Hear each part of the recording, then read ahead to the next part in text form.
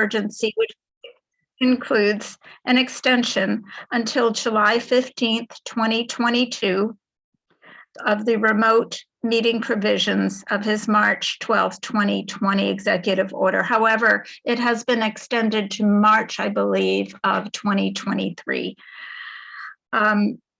His executive order suspending certain provisions of the open meeting law.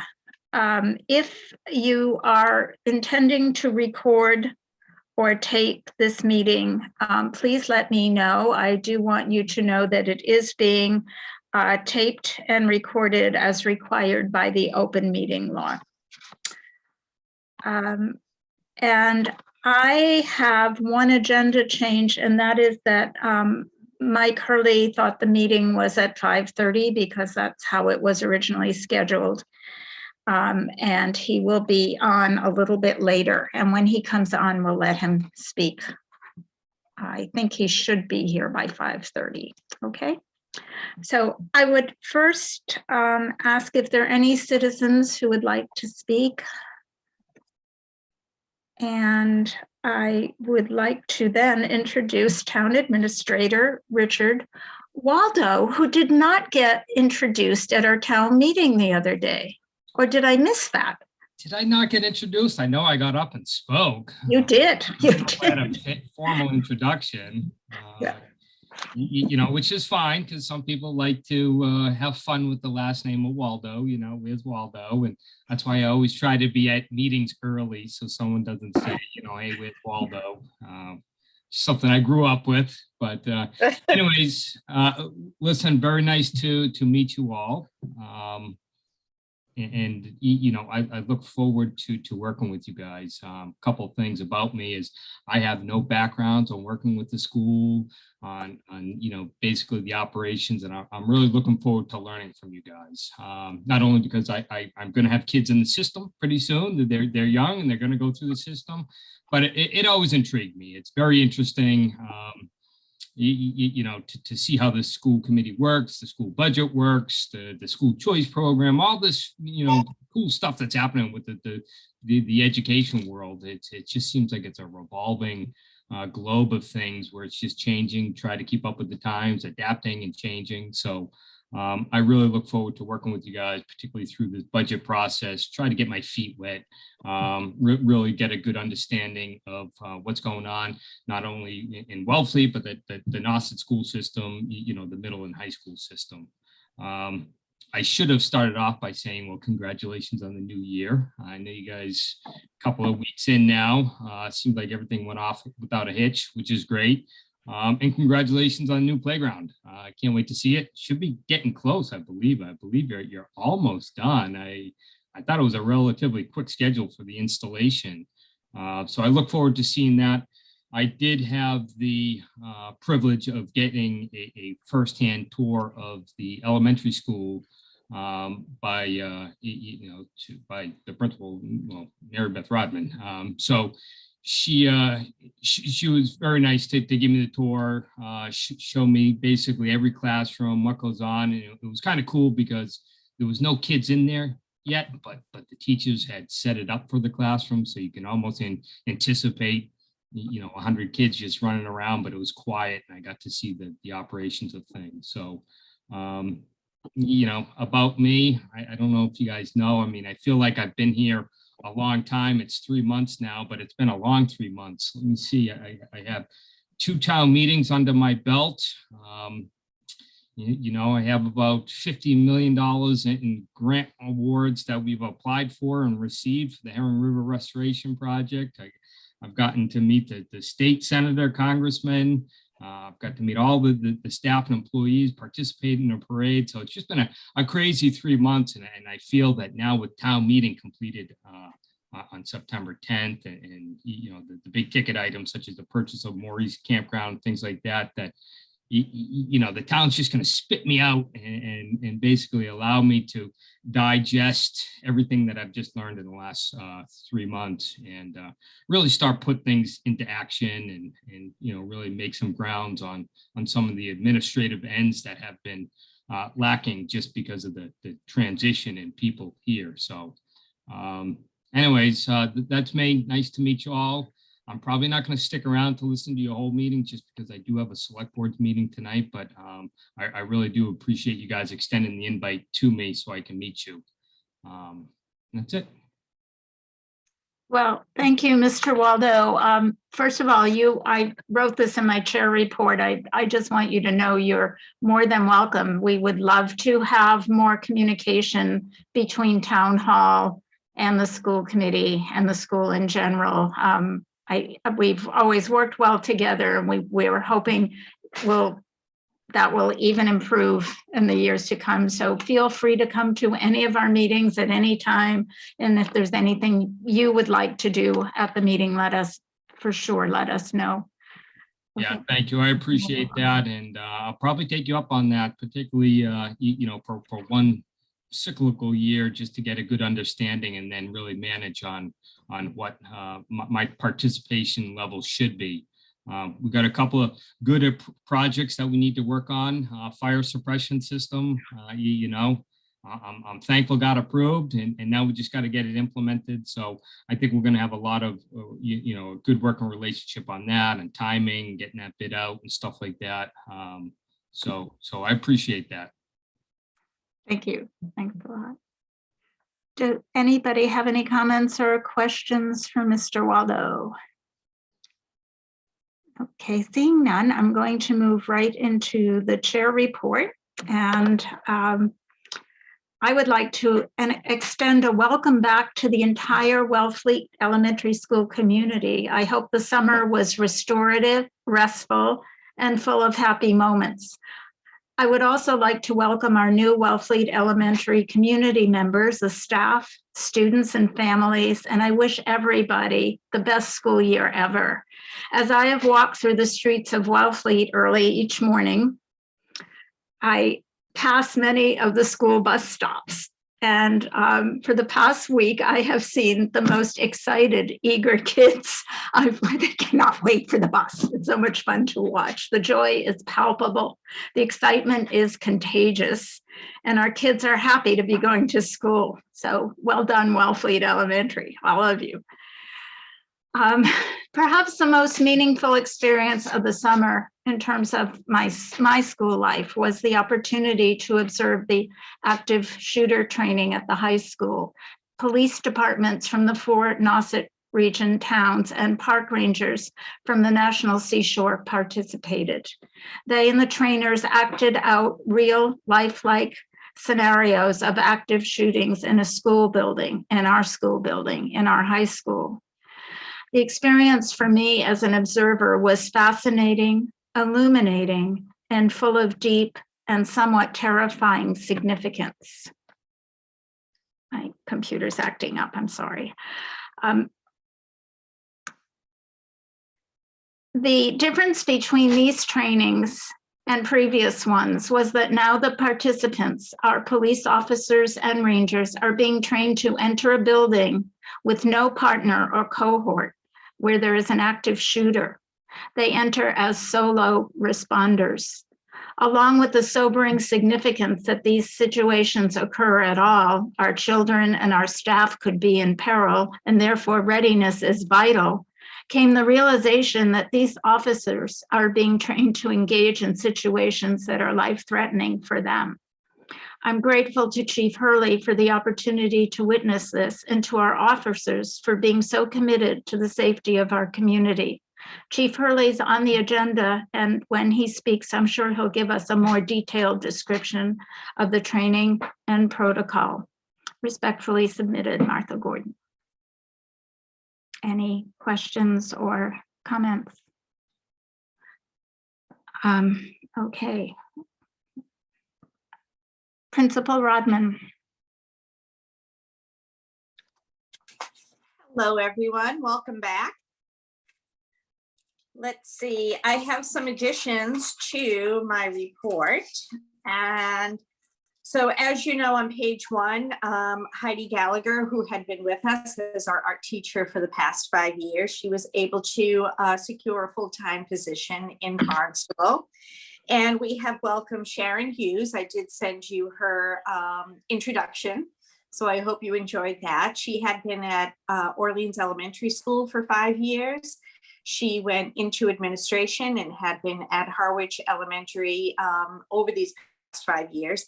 And she was really eager to get back to teaching. So this seemed to work out really well for her. She was hoping, you know, sort of big circle to be able to come back to teaching art before she retired.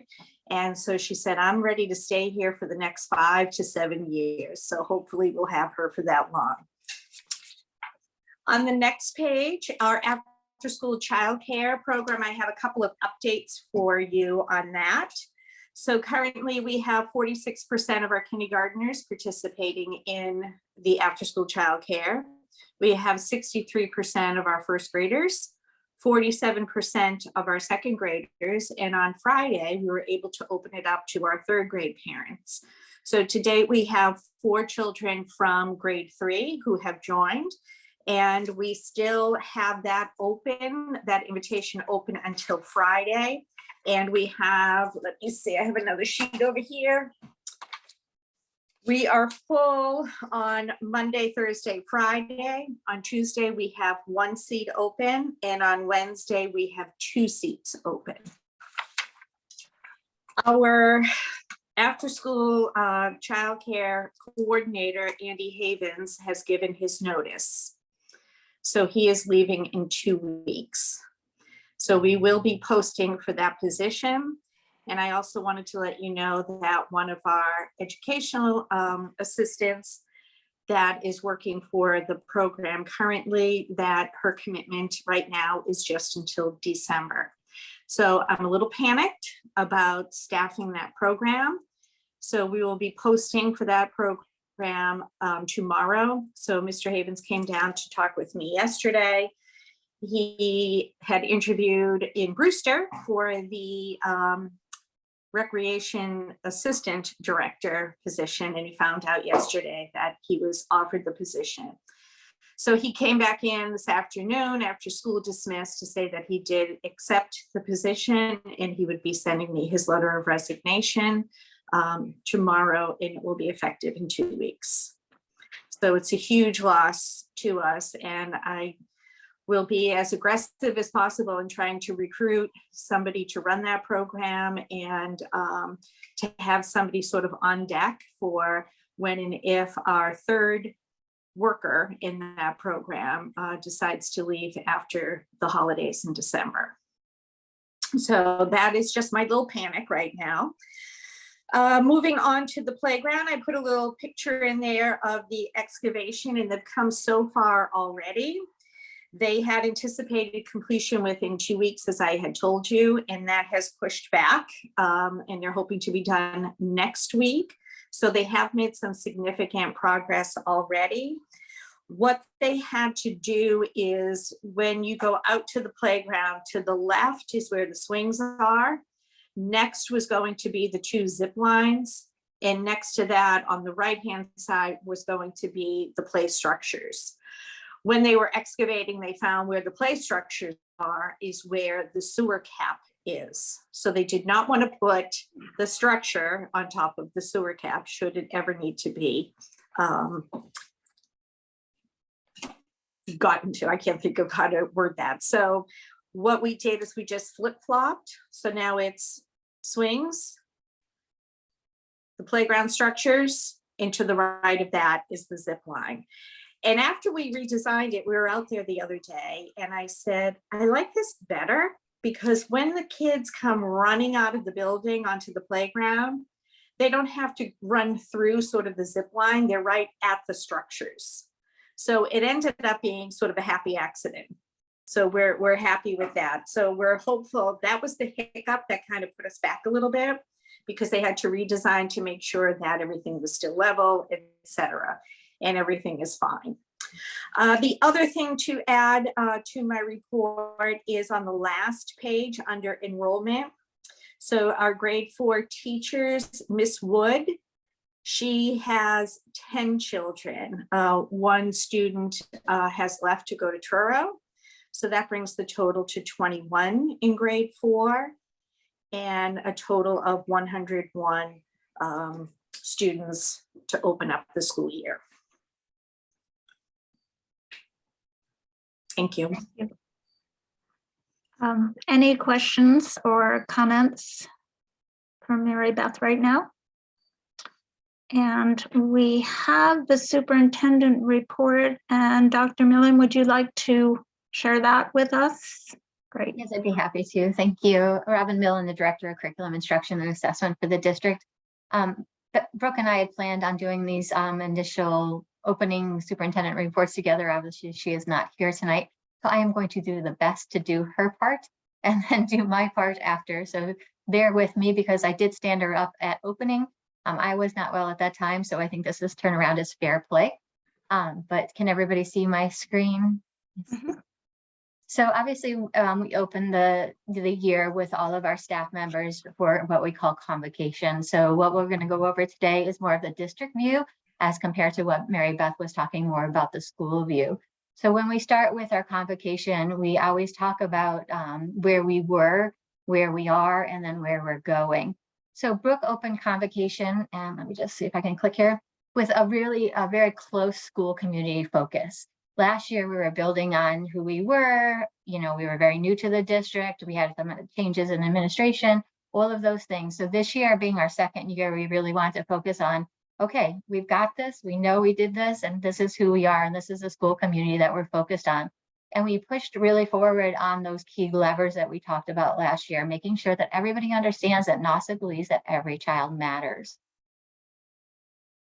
So when Brooke spoke, she talked about last year, you know, setting the foundation of our new leadership styles, our foundation within our schools, the new strategic plan, and the 5 goals that are focused in there. And then also we couldn't, you know, we can't not talk about still COVID and the impact that COVID did. You know, we had anticipated last year when we opened school that last year was going to be a relatively, hopefully normal year, as normal can be at this point. Unfortunately, we found throughout the year that the school year was actually a little bit more difficult than it had been in the past. And there's a lot of mitigating factors for that. It's coming back in after being in remote, virtual, you know, all the different disruptions that they've had over the couple of years. And then other things as far as just making sure we got back into some protocols that we could go to, and then masks and unmasks and things like that. So it was a very, you know, interesting year, but also a good year to really kind of sit and really find where our values and where our value statements are. So today, we're in a much different place than we were a year ago. We're still sticking with the strategic plan, those core values, and all the celebrations that we did and were able to accomplish last year. And I'll go over a few of those in a few moments. And then she outlined where we're headed. And again, I will talk about that in a few minutes. Brooke also talked about resetting. You know, we thought we were going to be able to reset last year a little bit more than we were able to. So really telling the staff, you know, breathe, take your time, go slow to go fast. Make sure you're focused on your own wellness. And then also making sure we're focusing on our students and each other's wellness. So she really talked about a reset and a reset button and where we need to go and focus forward. And again, she highlighted the key slogans that we move all of our decisions off of, no matter what we do, whether it's a budget decision, a curricular decision, a staffing decision, you know, a protocol, a procedural decision, it always revolves back to these core values. Every child matters, every child is unique, and every child deserves to feel safe. So it was interesting because we opened, and I don't know, Arlen, if you were able to send the opening slideshow to the school committees. If you haven't seen it, I would love for us to be able to share it with you. But we interviewed our incoming teachers at their induction, which started a couple of days or the week before the convocation was there. And the induction is like the teacher orientation. They go over all the new things that new teachers need to know about NASIT and new teacher systems here in NASIT and things like that. But we interviewed them right in their first hour of being with us and asked them, what does NASIT, if you had to answer NASIT is, what would you say? And out of our new teachers' voices, this is what they said, that NASIT is inclusive, it's full of opportunity, positive environment for learning, kind, fun, full of adventure, creative, diverse, full of energy, amazing, innovation, and exciting. So we have over 68 new staff members, and they're coming to us because this is what NASIT is, and this is what we want to continue to grow. and to build and to continue to foster throughout our system. Oh, by the way, they also said we were stylish and we were rocking it.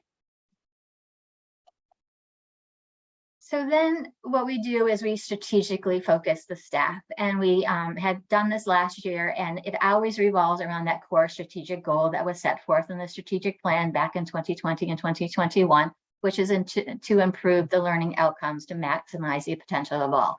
We've added that second part of the statement based off the Administrative Leadership Institute work that we did, because we really wanted to have the focus be improve learning outcomes, but really connect to our statement that all means all. Every single student, every student matters, every single staff member, every community member matters. So for goals for our school, like our central office and our work that we're going to be doing with the schools, where a central office focus for us is systems and structures. And I know we've been talking about this throughout the last year, and we've done a lot of work in those areas for sure.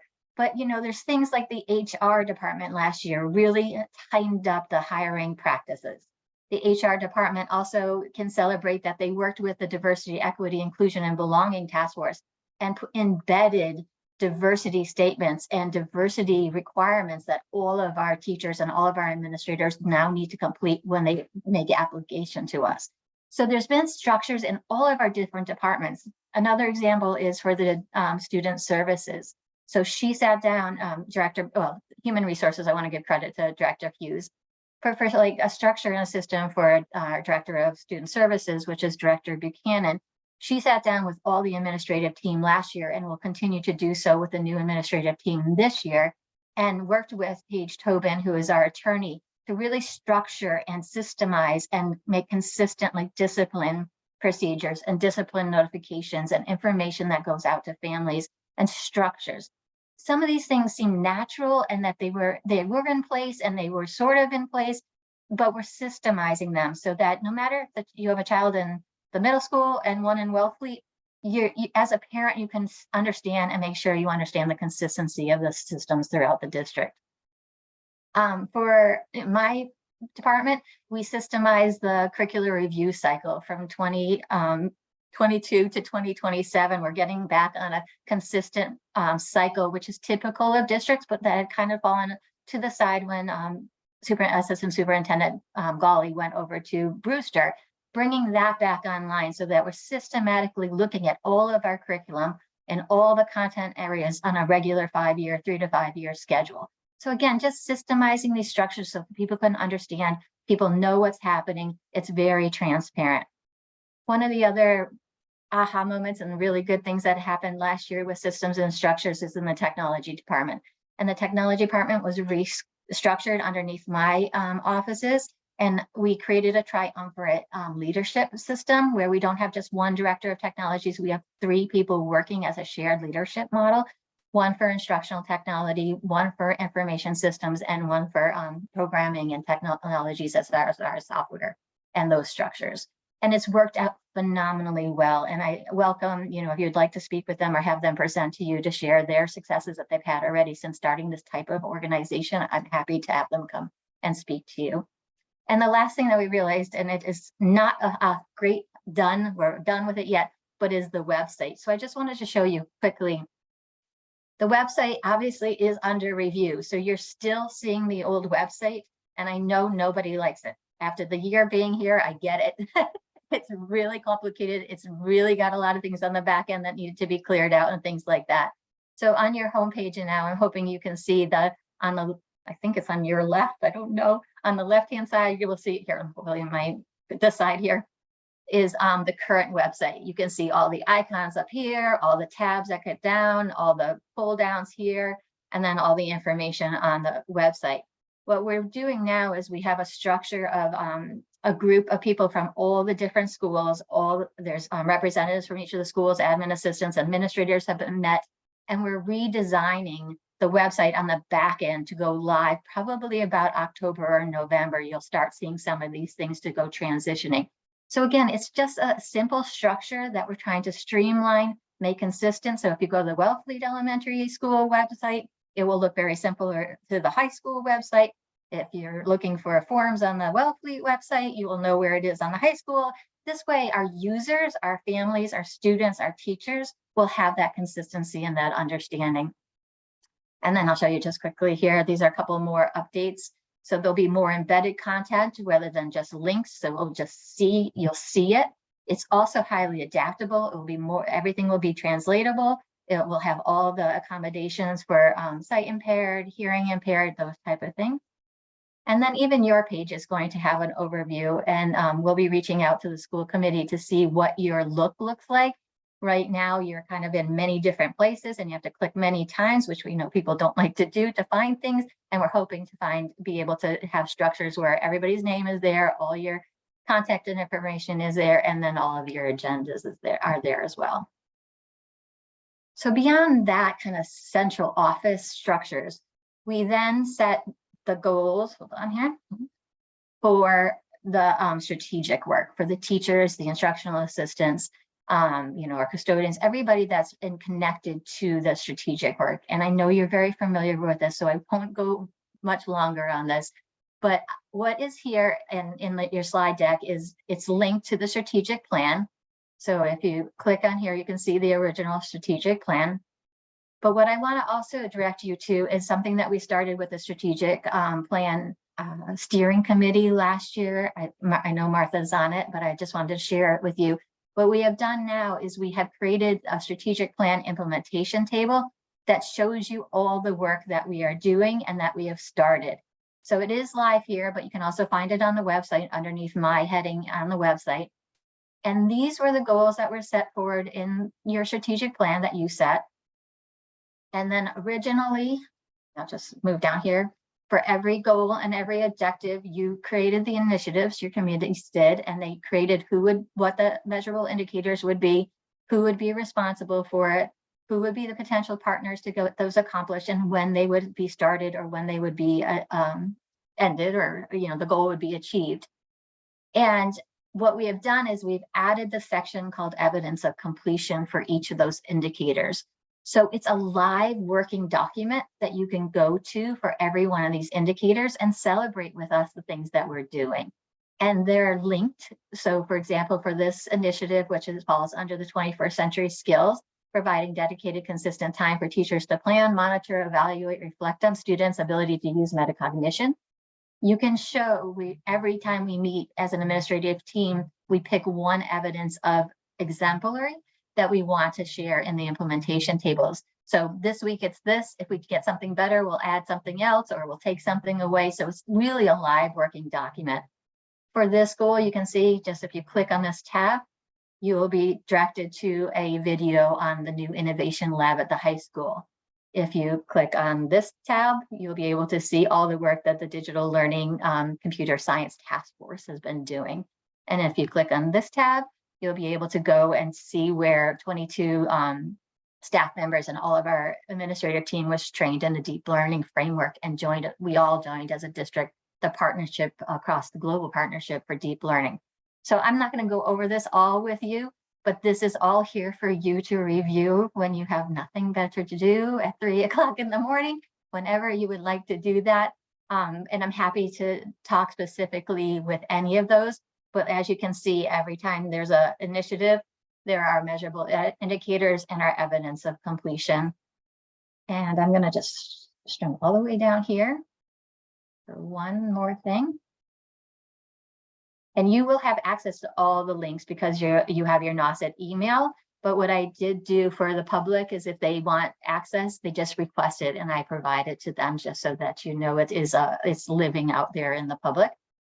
And then I just wanted to highlight this one last thing, which is the SEL, because we've been talking a lot about SEL and the measurable indicators and different partnerships. So I lost it now here. Oh, so wait, hold on. I'm going to keep going. Sorry, I don't mean to make you motion sick by moving this down. It's quite an intense document. So right here, I just want to point out a couple of the things too that we've been talking about over the years and where we are going. So we put in a lot of initial type of kind of screener type assessments, I guess they would be called, where we're tracking children's progress coming out of COVID. So iReady is our reading and our math screener that we have, and we're going to expand that this year. So where are we going? We're going to expand that screener from kindergarten all the way to grade 10 as far as that screener. So children will be able to know their goals, their stretch goals, and their progress in a complete profile all those years. It'll be great for staff to be able to monitor that. It'll be great for administrators to know, and it'll be great for us to know as far as curriculum. We have the similar type of screener for DESA, which is a social emotional screener. We put that in last year. We will continue to use that screener this year, and that screener goes from K to 12. So it's just one of those places where I think it's really important that we keep looking forward in what we're going to be doing in the future, but that we also be honoring what the children have been progressing on, what their goals are, and where their growth is. So lastly, what are our goals? Where are we going from here? So when the administrative team met at the Institute in August, we set 2 clear goals, and again, rooted right in the strategic plan, that we would be focused on wellness for all and high quality instruction for all. And we made no bones about it. These goals will probably be our focus goals because they support everything in the strategic plan, probably for at least the next 4 or 5 years. That's the time that we think we're going to need to really to do this well, so that we can go slow to go fast. And that's so we can really build those structures and supports strategically, not just tactically, but strategically, so we can build equitable access and equitable learning environments, so that we can have a true sense of belonging in our schools for our students, our families, and our staff, and that we can offer engaging learning environments for our students, our staff, and our community, so that we can have the health and safety. And Mary Beth talked about it earlier, and Martha did too, about safety will be a primary goal that we will be moving forward to, as making sure that we're rebooting all these security systems and things like that, but also health and safety to our mental health and our spiritual health, but also like our body health, and making sure that we're taking care of ourselves, and then making sure that we have culturally responsive and schools that people feel like they belong, positive relationships, high expectations, inclusive opportunities for all. So that's where we set on convocation on the start of the school year, and I'm happy to take any questions that you might have.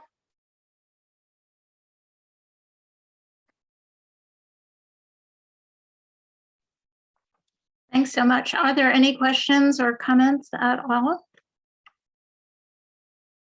Dr. Millen, thank you. That I was so into that I forgot that I was muted. So thank you very much for that presentation.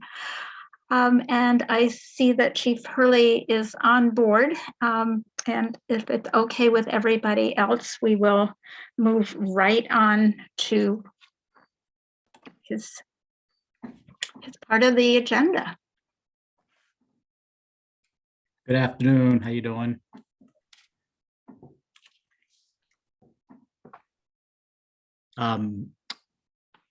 Anything specific, Martha? Or first of all, I apologize just for being a few minutes late. I'm in between Oyster Fest preparations and a select board meeting this evening. So you guys are in between. You're my relaxation right now. So.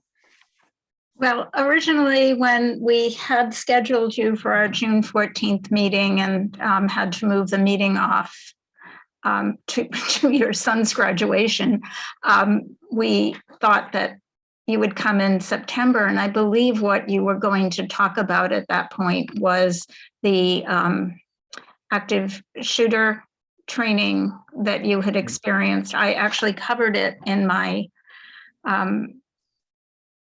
own report a little while ago, but of course, for me, it was all, intuitive and not at all based on facts, just my own feelings about it. So great. If you wanted to talk more about that, that would be great. Otherwise, it's really nice to see you. No, it's great. It's great to see everybody. Welcome back to another school year, and thank you again for the invitation in June and also for today.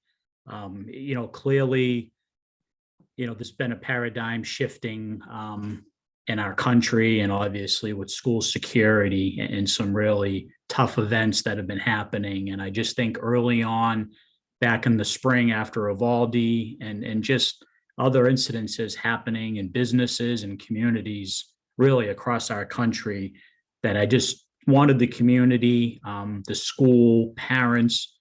I'm a parent of 3 children myself, that, the police department is here. We are trained, and we are going into any event as a 1-officer team, 2, 3, whoever's arriving on location first. And one of the aspects to the active shooter training we just participated in this past summer over in Eastham, I think Martha was able to see that, the first officer that was there went in by themselves. And, it's always interesting to have feedback and comment. And, Martha was asking some questions along with Miss Rodman on, are there other shooters in the building? Are there other potential threats in the building? And, at the end of the day, my staff and myself want to go home safely, but we're also there to do a job. And, I just want the community and the school, really to rest assured that, the response, will be immediate.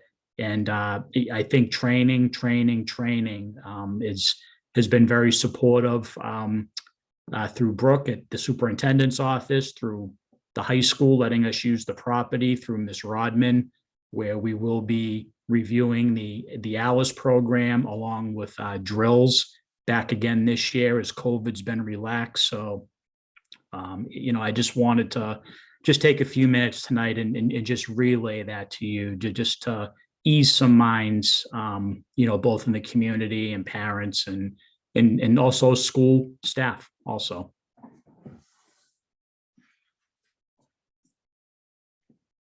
I'm not sure if there's any questions or, one of the other aspects to the active shooter training, that was a pretty monumental task for us to try to train staff during the summer, but that just goes to show the importance of what we really thought needed to get done as a district. It was the 4 Nauset District Police Departments and the National Park that participated in that training up at Nauset. This weekend, we have a full department training, and we will be going up to the elementary school and going through the school with our staff, with maps and stuff provided by Miss Rodman. And really, my staff has turned over almost 3/4 over the past 5 years. It's really you kind of forget all the things about, who knows the inside of the school, and that's very important.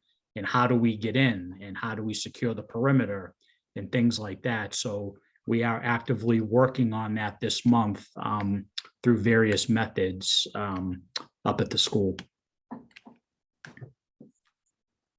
Questions, Laura? It's not a question as much as sorry if I get choked up, but it's been a really hard conversation with my kids personally that I have. And I want to just tell you, Chief, that what I tell my kid is that I trust our officers, and that's what I can tell them. And I truly believe it. So I thank you for that. Well, thank you. The state of Massachusetts is a good place to be now, and and having you on our side is really a lot. So just thank you very much.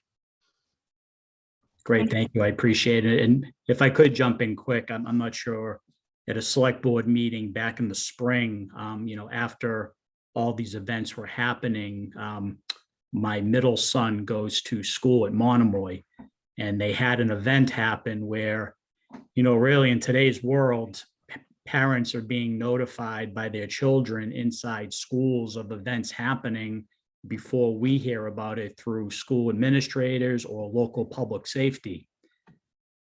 Now, mind you, I was a parent, and my reaction was to go to the school. I'm a cop.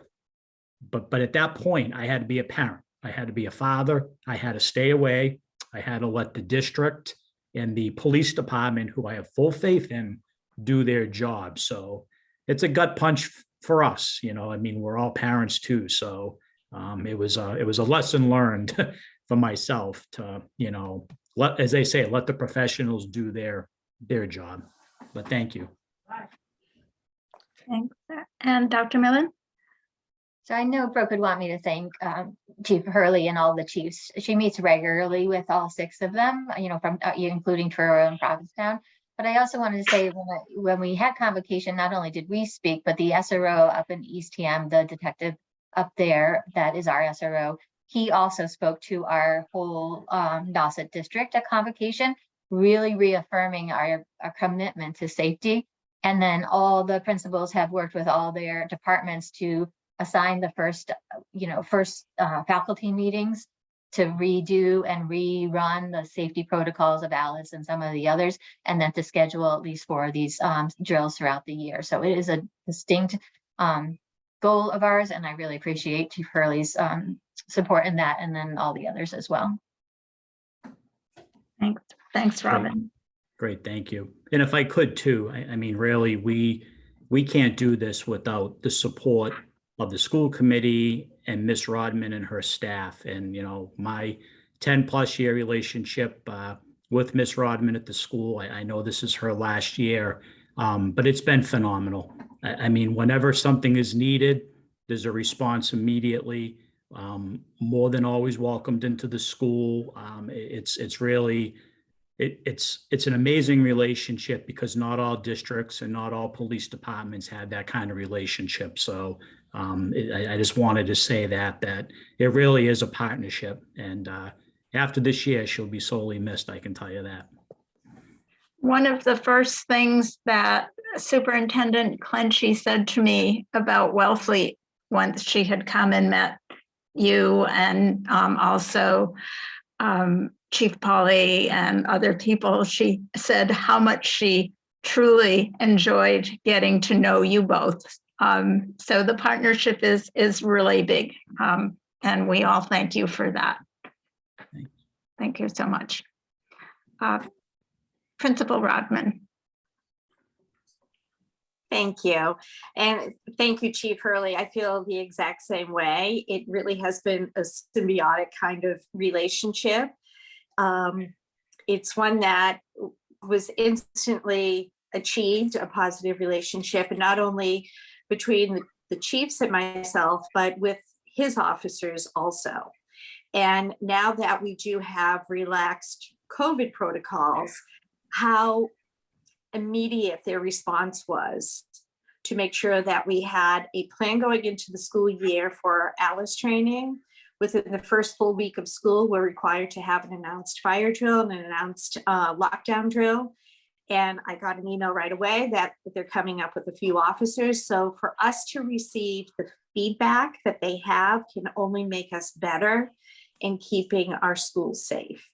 So the other wonderful thing is that I'm able to check in before school starts to make sure that the walkie-talkie that they have is still synced to our walkie-talkie. So they're hearing us throughout the course of the day. Our live feeds, they're receiving them down at the station as well. So when I think it was 5th graders went down last spring to visit, they couldn't believe that, wow, they really are connected to us. Yeah. So it's very easy. They were up the first day of school to do high five to kiddos arriving to school on the first day. So it's very natural, and the relationship with police officers is very positive for our children as well. So thank you. Thank you, Ms. Rodman. Oh, sorry, Liberty, please go ahead. You're muted. Oh, thanks, Martha. Yeah, I'm on my phone, so it's a little weird. Sorry, I was having laptop issues. I want to echo what everyone was saying. Thank you so much for all of the safety. It's an emotional topic. I have a kid in middle school and one in high school too. And my question is about the new building project at the high school, and how, did any of you have kind of input in looking at that in terms of safety, and how do you think that might change things safety wise? Because I know it's an open campus now and it might not be. So I'm just wondering, like, what the transition with the portable classrooms and then to the new building, what that might look like for you guys in your trainings. Yeah, I appreciate the question. Right now, while we were up there during the summer, that was part of the 8-hour training, was overlooking the new areas where the modules will be going. And as we all know, that's quite not in place yet. I'll be very honest, it is a very tough campus to secure. I mean, the openness of it, the separate buildings. So I know Eastham, the SRO, as Robin stated, that works up there full time. Once things are in place and students are shifted around, that we will be sending staff through there to review where things are, roadways, access points. And to be honest, the national park has also been a very huge partner in this. They have as you all know, a law enforcement division that is here on the Cape with full arrest powers and training. So they are another resource that, God forbid, in the event something is happening, the national park will be there right away. So the long and short to that answer is it's definitely a work in progress at that campus, and especially with the construction, but we are aware and following it with Eastham. Thank you.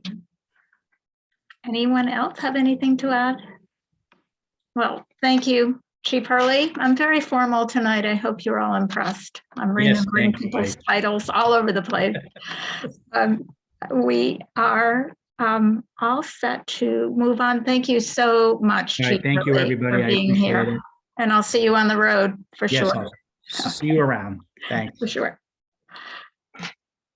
And our next item is about the proposal for fiscal year 24 from Habib and Associates. And Mary Beth, are you doing that, or is Giovanna?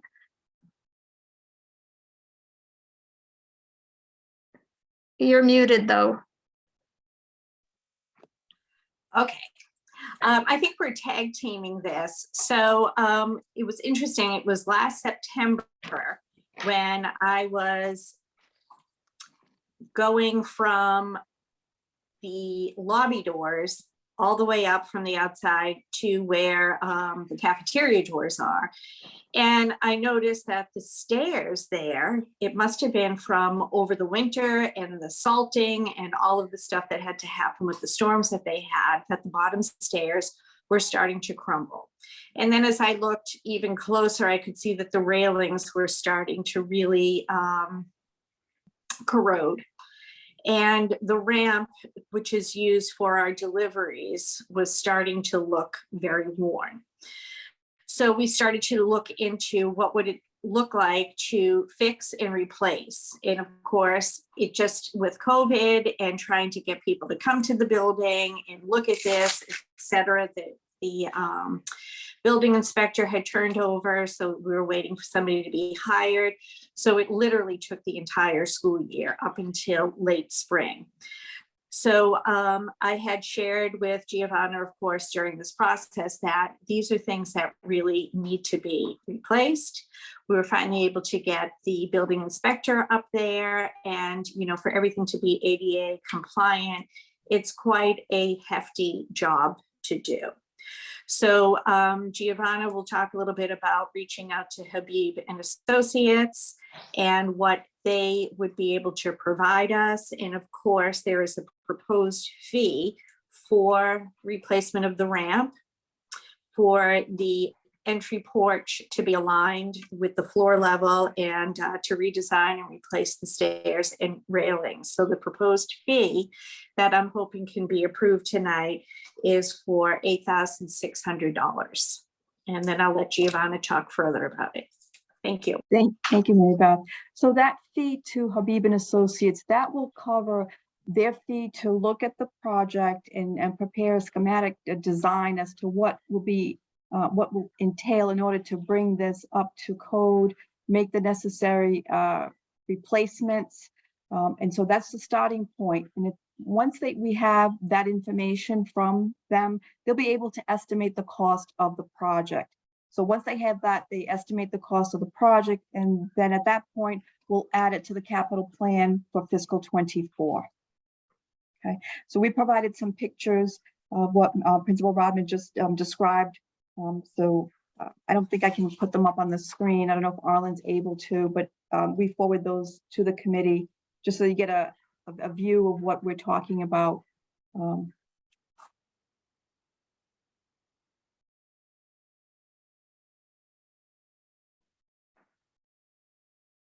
Mary Beth, did you want to explain what this area is to the school committee in case they're not familiar? Sure. So that's the ramp that it is no longer, once we go to replace or to fix, it's no longer in compliance. It is still sturdy. So it's still accessible and still usable by our delivery personnel. The stairs here, it's on the left-hand side that the bottom step in particular had started to crumble. And so what the building inspector had shared with me is that not only would that need to be replaced, but the ramp, it can't be at the angle that it is. It would have to have sort of this zigzag fashion where there'd be a platform. And also, as you can see those double doors there, there's also a door to the left that goes into a classroom space. And there's a step up into both of those entrances, or a step down if you're exiting.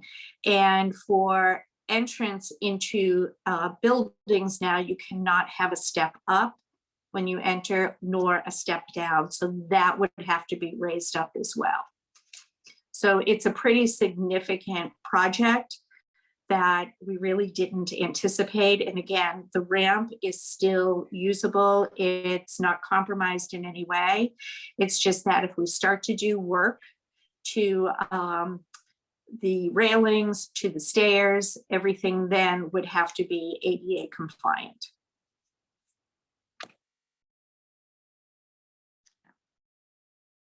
Are there any questions or comments from the school committee on that? Laura? Yeah, did I hear that right? So basically it's just the quote is $8,000, and then, or I think I'm confused about what costs money, and yeah. So the $8,600 that we're asking the school committee to approve this evening is for the architectural services only. Once the architect does a study and prepares schematic designs, then we'll get an idea of what the anticipated cost to make these repairs and adjustments to these areas will be. And at that point, we'll have a number and we can put that on the capital plan. So where would the money, the $8,600 come from? That would come from the operating budget. There aren't any funds available in capital for this type of service. So Principal Rodman and I discussed, and we feel that the operating budget will be able to cover this cost. Okay. And it's a necessary cost in order to move to the next level, which would be how much this is going to cost to bring it compliant and to move forward. And so that once we have that number, then we can put that on our capital plan, which we begin to put together in the fall for approval at the Springtown meeting. Okay, I understand. Yes, Principal Rodman. And when I had inquired about what would the architectural concept design cost, I was quoted anywhere between $6,000 and $10,000. So that's So right. I wasn't surprised when Habib came back with the 8,600. Are there any other questions or comments or thoughts? Are we ready to move to a motion? And if so, would somebody like to make a motion?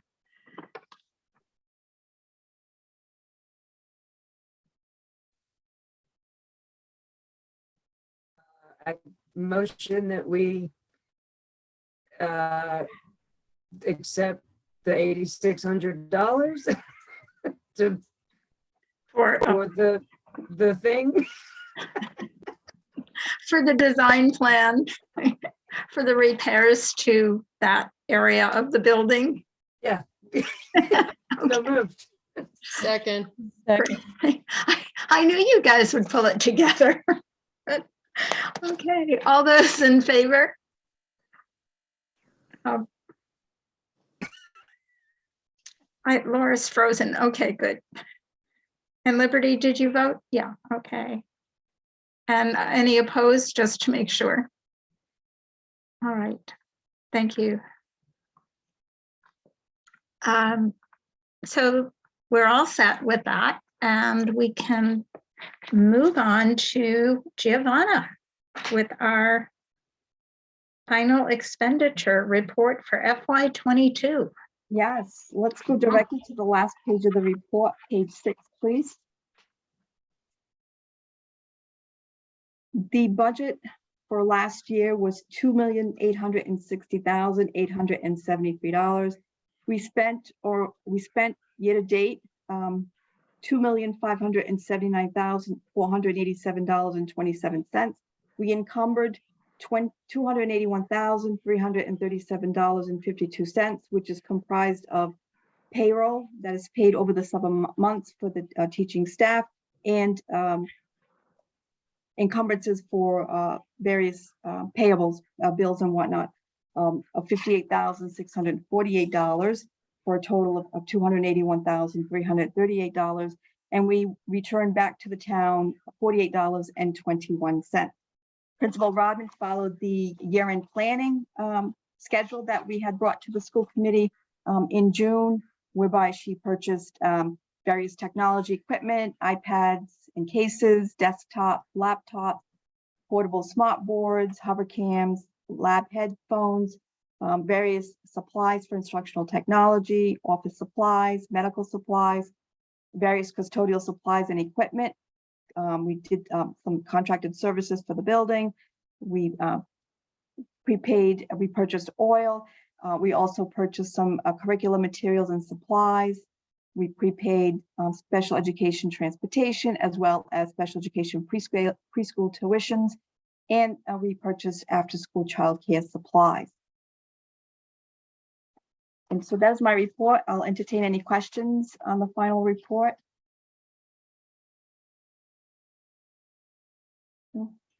No questions, comments? Thank you. Thank you. Well done, Giovanna. Thank you. I keep going on mute because the skies have opened up around me here and the windows are all open. So the next thing that we wanted to talk about was the after-school childcare situation. And I would like to just open by saying the reason this was on the agenda was to try and figure out some alternatives for these older kids in grades 3 through 5 who are getting out of school and home, you know, between 2 and 3 in the afternoon, and having no care. Essentially, what are some alternatives? And I just thought I would open it up to the committee for some ideas. I've heard them from some of you over the summer, and I just thought it would be good to hear them. I'm going to close some windows here, so carry on. I can hear you, so don't talk about me, and I'm going to put this on mute. So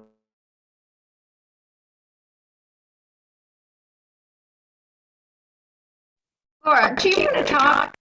You're my vice. I have to close these windows or I'll drown. Yeah, am I cutting in and out though? Or Little. yeah, Okay, never can I mind. leave and call back on my phone? Can I do that? Yeah. I hear you just fine. I don't hear you cutting out. Yeah, okay. I keep getting a pop-up. It says my internet connection is unstable. Well, you're coming out fine. I Okay. don't have a problem hearing you. Okay. Well, yeah, I think this after school thing is, I mean, what Mrs. Rodman just told us is it's in itself a mess. What can we do? I mean, can we, how can we help you? Now there's a, with possibly, should we be reaching out to rec? Should we be reaching out to the library? Or, I mean, how can we help? Am I cutting out? Yeah. Little.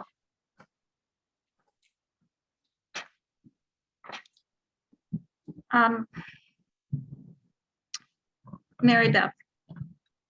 I would hope that if you can think of anybody who might possibly be interested, because like I said, we'll be posting tomorrow.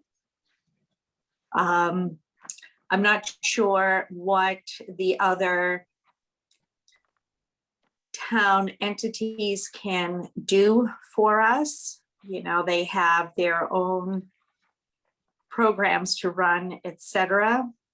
I think that if we can find somebody or possibly two people to be able to be available to us, especially to replace our coordinator in a couple of weeks. I am panicked. I am panicked that if we don't have people to work the program, we can't have the program. We do have a 1-to-13 ratio, which is what the state really requires for a school operated childcare program. That's why we kept it at a limit of 26 this year, because staffing, and there's no way I can get substitutes because staffing was so hard. So if one of the 3 members was not able to come into work, that we are at least still in compliance with the 1-to-13 having the 26 students. So for me, it's trying to recruit somebody for that coordinator position. I feel like if we are going to lose another staff member, I have time between now and possibly the December break to recruit somebody for that position as well. So my hope is to just do as much networking as you possibly can and encourage people to apply. Thank you. Thank you.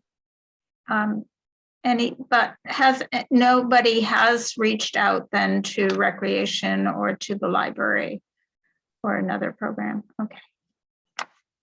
Jill?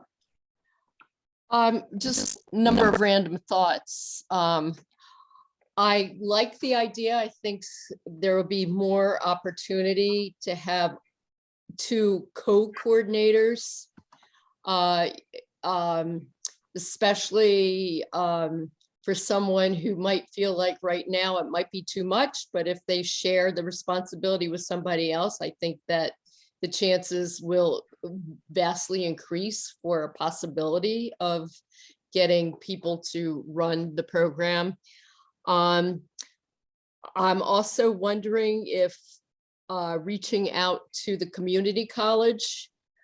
There's an early childhood department there. There might be people who are about to graduate or have enough of courses and the temperament and the energy to pursue something like that. I really think, why not? A wider net to find an avenue to, especially the early childhood department.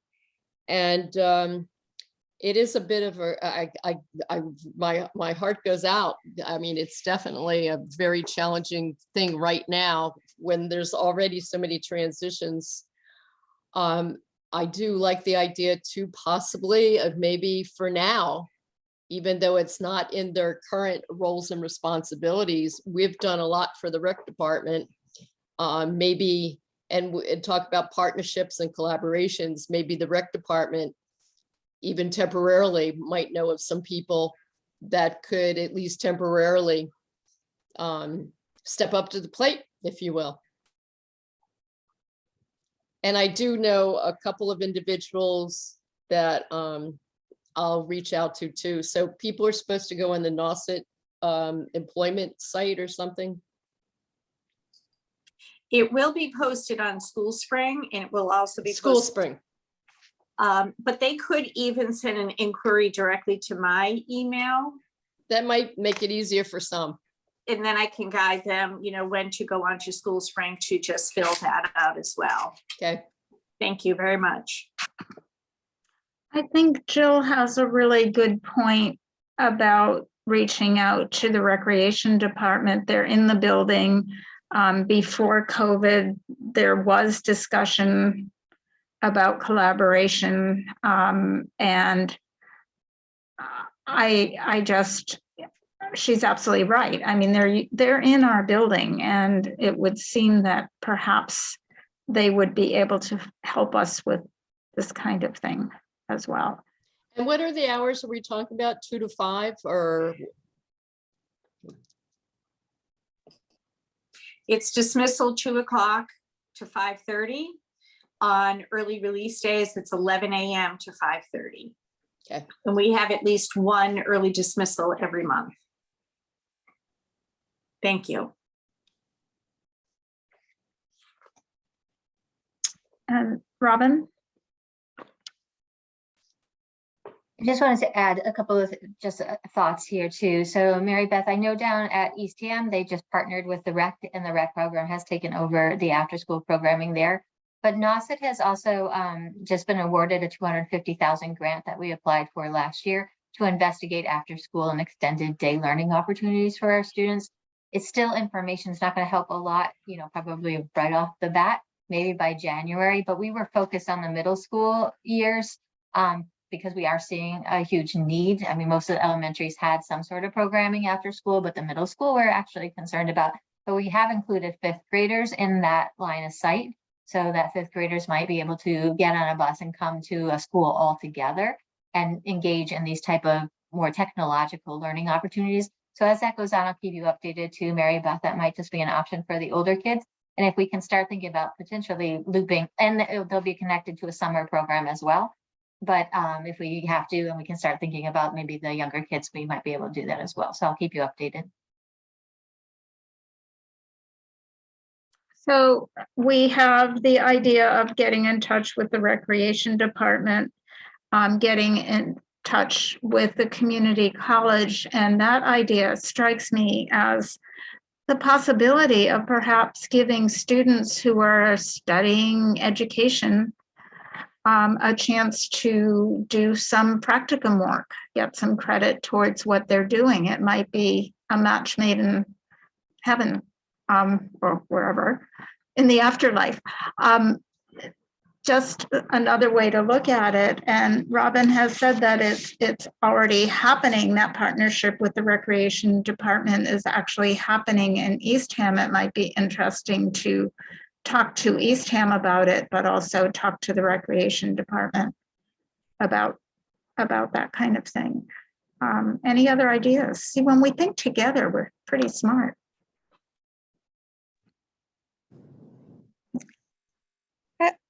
I think when my kids were in 4th and 5th, I think there was a homework club at the library. I think that they I could don't go know a if this is couple a of good days a week. idea.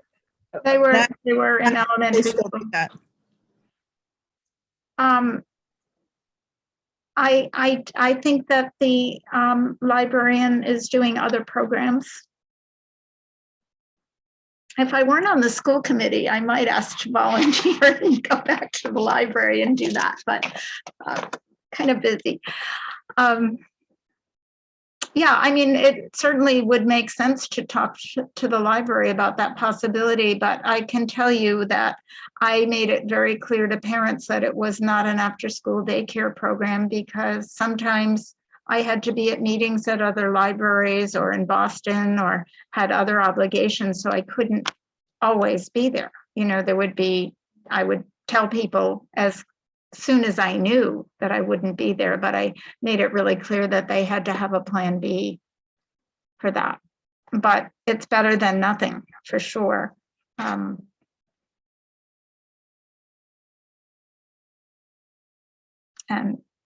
it would certainly be in our interest to reach out to the library. Anybody else?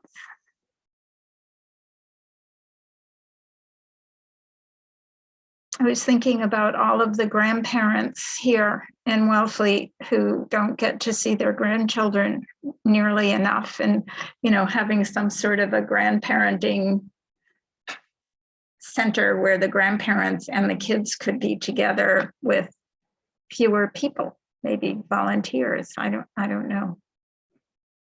Just another out of the box kind of thing. Okay, well, Mary Beth, if there's anything I can help you with in terms of reaching out to people, or, you know, I'm happy to do that. Okay, I could. Thank you. I have great ideas to move forward with. And look forward to hearing from Robin. And that was pardon me, an interesting thinking outside of the box programming. And I'll keep you updated. And I can report out again in October to see where we are. It's odd to think, but there we are, for There we sure. are. Thank you so much. Okay, our next agenda item, there are 3 policies that were included in your packet for review. The first one is AC, non-discrimination. The second one is ACAB, sexual harassment. And the third one is ILD, student submission to educational surveys and research. And why don't we just take them one at a time with AC, non-discrimination. Were there any concerns or questions, comments on this? I did find, and I'm on the policy committee, I'm embarrassed to say, I found a tiny mistake on the first page. There are items, this commitment to the community is affirmed by the following statements. The school committee commits to, we worked really hard to have this all be parallel structure, except for number 5. We need to add an ing to consider, carefully considering.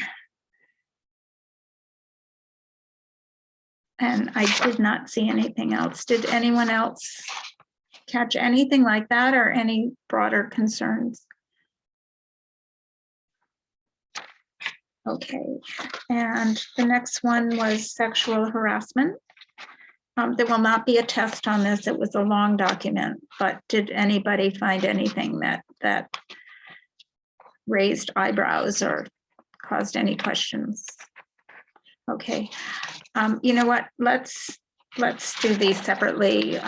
Would somebody make a motion to pass the non-discrimination policy after a first reading? Jill, thank you. Jill Putnam, so moved. Yep. Thank you. Second? A second. Thanks, Laura. And all those in favor? Okay. And Joan cannot get on. Somehow she got knocked off the internet. I just saw that text come in. I don't know what to do about it at this point. I just thought I'd tell you. And the next one was the sexual harassment. There were no concerns at the time. Do I have a motion to move that forward back to the committee? Jill Putnam, so moved. Thank you, Laura. I mean, Jill, and Laura, second. Thank you.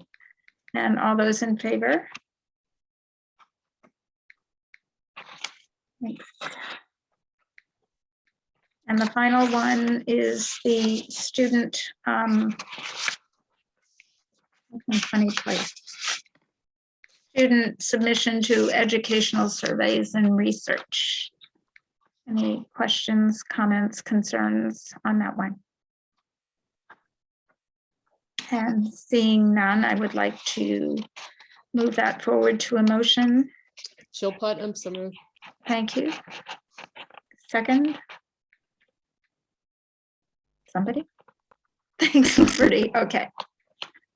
Liberty, thank you. And all those in favor? Okay. All right. And that brings us to our reports and Cape Cod Collaborative. There were no meetings during the summer. There's a meeting tomorrow. Okay. We'll look forward to that report.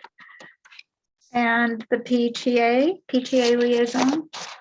I've reached out to Tia and I will let you know when the next meeting is. Okay. Thanks, Liberty. Well, that was easy. Joan should be reporting on behavioral health, and she is not here.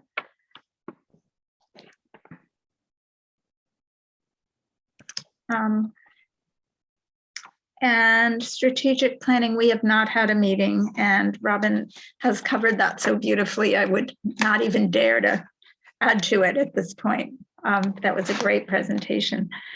The policy committee met yesterday, and we worked on a couple of policies and decided to continue working. So there's nothing new for you to read. We spent some time talking about the difference between policy and procedure, and Robin was called in at the last minute to set us straight. It was lovely. And we talked about the policy JH, which is student absences and excuses. And we also will be putting forth policy BHE, which is the use of electronic messaging by school committee members. And so at least one of those, probably both of those, will be on our agenda our next meeting in October. We seem to always meet the Monday before our school committee meeting, so that will give us some time.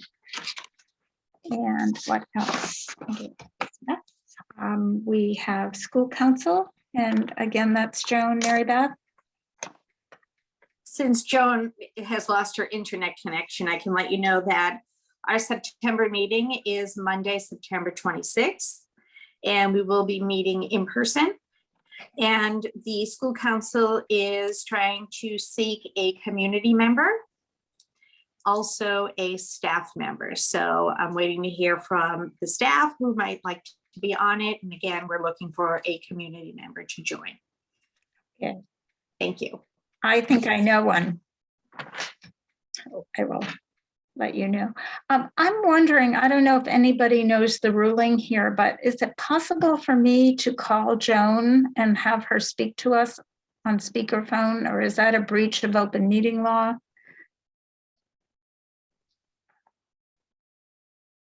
Okay, nobody knows. All right, then we'd best not. Is there a number she can call it in? Yeah, she can call in on the Zoom numbers on her phone, or she can come in via her internet, like her Wi-Fi, not her Wi-Fi, but I can't remember what the name of it's called. The data use outside of your home. With her, Yeah. like her home internet is not working, so she can. And the Zoom numbers, Arlene, are published, I believe, on the calendar. I'm going to need to leave the meeting in about 10 minutes. I've got another commitment going on. I'm just saying that, when I disappear, you know what's going on. Okay. I'm just gonna tell her to try to call in on the Zoom phone number. I mean, she lives close enough. I wish I had seen this sooner. I would have told her to come on over. And I think the transportation subcommittee then is next. And that's Laura. Yeah. You can hear me still? Mhm. Okay, so this was the first time that we've met, or ever since I've been on the committee. And pretty, I'm just gonna read the statement that was given from I think Paul Hilton and administration, so you all know what's going on. So the Nauset Regional Transportation Subcommittee has convened and has supported the exploration of the procurement of electric school buses to support the Eastham School District and the Nauset region. An application for a full rebate for the costs for charging stations and the procurement of 4 electric school buses was submitted to the U.S. Environmental Protection Agency. This application was developed in coordination with the Cape Cod Collaborative and with consultation through the Massachusetts Clean Energy Center. The US EP in October 2022. Please note that approval of the application does not obligate the district, region, or collaborative to participate in the program. So we're working to get electric school buses through this rebate program. It's not a grant, but it's a rebate. So I think it's a step in the right direction. I don't know a whole lot more, but it's a step in the green right direction. So any questions I may not be able to answer, but feel free to try.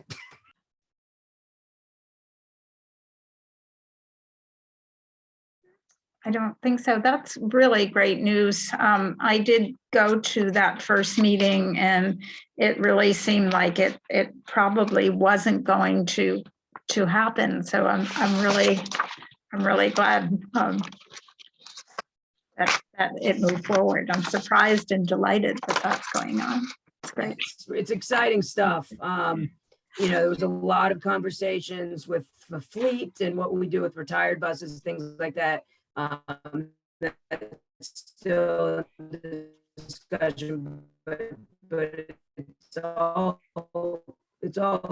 good stuff. But we'll know more in October. Great. We'll look forward to it. That's good. I think there is another. All right, it's me. The Superintendent Evaluation Subcommittee met, and it's a really interesting group. We spent a lot of time ahead of the meeting going over the Massachusetts Association of School Committees document, which is lengthy but really interesting. And we are trying very hard not to reinvent the wheel and use as much of that as we can, as long as it makes sense for our district. What's very good about it is that it also it individualizes the school, your progress and your program according to the kind of school system you're in. And we're in a regional school system with so many different school committees in so many different towns that it makes the process a little bit different. And what we have finally ironed out is that we will be meeting with Superintendent Clenchey on, I believe it's October 13th. Nope, October 12th. It's a Wednesday. And by October 11th, she will submit to us her goals and her initiatives for her evaluation as she sees them, and we'll meet with her and discuss them and together make any changes that we need to make, any additions, any whatever. So by the time we meet next, I will know nothing.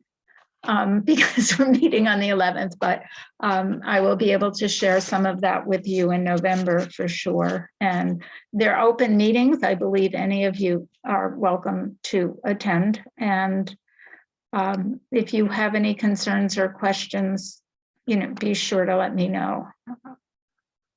And that's all I have to report on that. I think. I wrote notes, but I think I think I've covered it. So we have now a review of the minutes from the June meeting. And are there any corrections or comments, Mary Beth? I was just wondering, under non-member attendance, where it has Brooke Clenchy, it still says interim. Is that accurate? Okay, No. that was the question, if that should just be superintendent. Well, was she the interim on June 28th and then became the superintendent on July 1st? Is that what it was? I think so. Okay, that was my only question. Thank you. Okay. Thank you. Do I have a motion to approve the minutes? Jill Putnam, so moved. Thank you. Second. Liberty, thanks. And all those in favor? I guess we're all set. And parting is such sweet sorrow. Oh, can I tell you one thing that's not on the agenda? Or can I'll adjourn, but don't leave. Okay. All those in, do we have a motion to adjourn? I got excited. Jill Putnam, so moved. Thank you, Jill. Second, thanks, Thank Libby. All those in favor? Okay. And I just, I see Mort almost every day walking. And the other day I was walking off my road and this truck comes by me and I look up and there is Mort with his hat on. And he and his wife, both with their farmer's hats on, and he was driving the truck and off he went.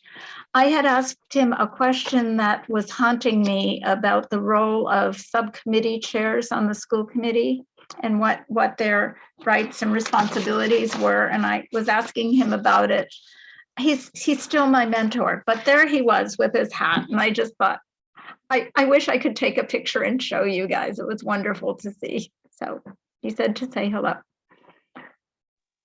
And I had lunch with he and Sharon over the summer. yeah, I know. They told me. Yeah.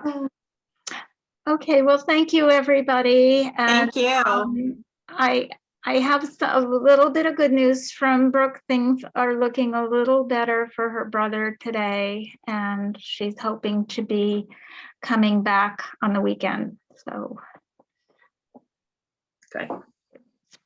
okay. Okay. Take care. Thank you.